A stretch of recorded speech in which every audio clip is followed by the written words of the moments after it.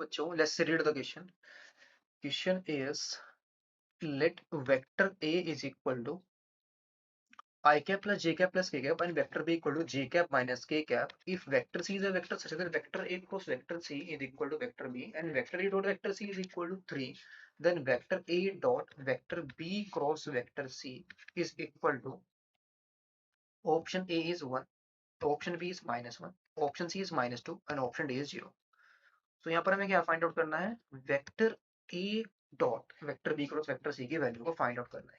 इसे फाइंड करने के लिए जो की कॉन्सेप्ट हम इसमें यूज करेंगे, dot vector triple product and vector dot product को इसमें यूज करेंगे। Vector triple product and scalar triple product.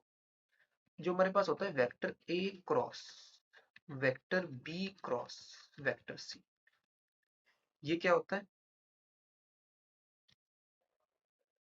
ये हमारे पास होता है वेक्टर ए डॉट वेक्टर सी इंटू में वेक्टर बी माइनस वेक्टर ए डॉट वेक्टर बी इंटू में वेक्टर सी। इस प्रॉपर्टी को हम यहाँ पर यूज करेंगे, यानी कि जो वेक्टर ट्रिपल प्रोडक्ट का फॉर्मूला होता है ना, उसको अप्लाई करेंगे यहाँ पर। क्वेश्चन में वेक्टर ए वेक्टर बी की वैल्यू गिवन है। वेक्टर ए हमारे पास क्या है, आई cap plus j cap plus k cap, और वेक्टर बी क्या है हमारे पास, जे कैप माइनस का के कैप। क्वेश्चन में क्या गिवन है, vector A cross vector C is equal to है वेक्टर बी के इक्वल, ये हमें गिवन है। तो यहां से अगर हम वेक्टर का मैग्नीट्यूड निकालें, वेक्टर का मैग्नीट्यूड हमारे पास किस इक्वल आ जाएगा, ये वैल्यू आ जाएगी, यहां से magnitude of vector A is equal to आएगा √3 के इक्वल। एंड अगर हम मैग्नीट्यूड ऑफ वेक्टर बी निकालें, ये वैल्यू हमारी आ जाएगी √2 के इक्वल।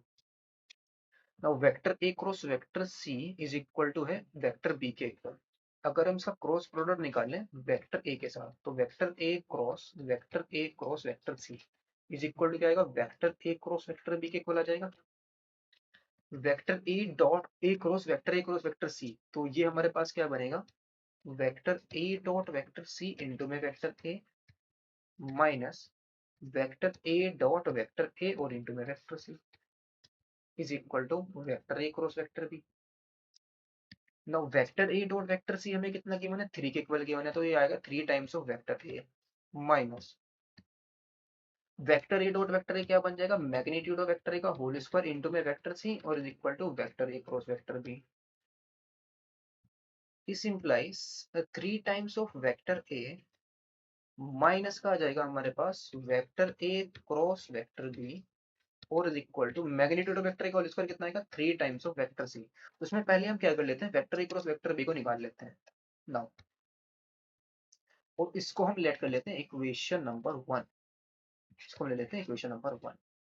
तो vector A cross vector B is equal to आएगा magnitude determinant of I cap J cap K cap.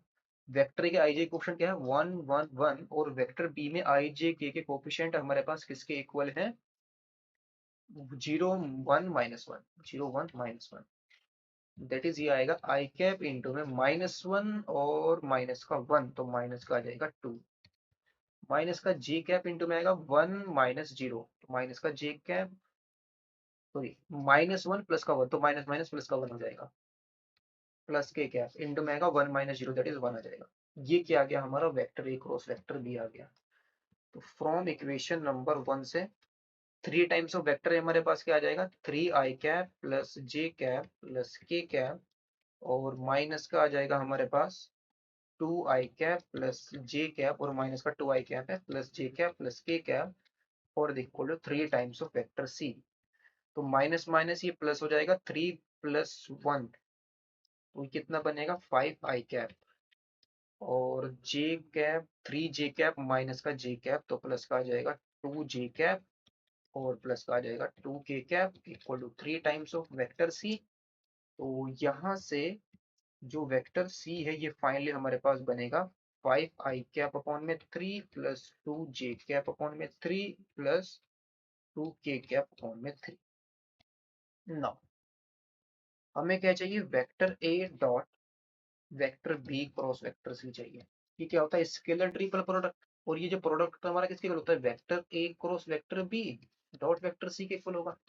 Vector A cross vector b अभी हमने फाइंड आउट किया है, माइनस का कितना है 2 i plus j cap plus का के कैप था।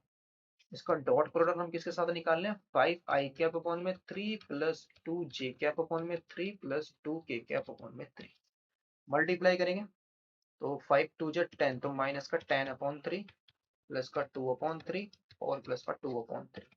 एलसीएम लेंगे तो कितना आ जाएगा, इसका 3 आ जाएगा।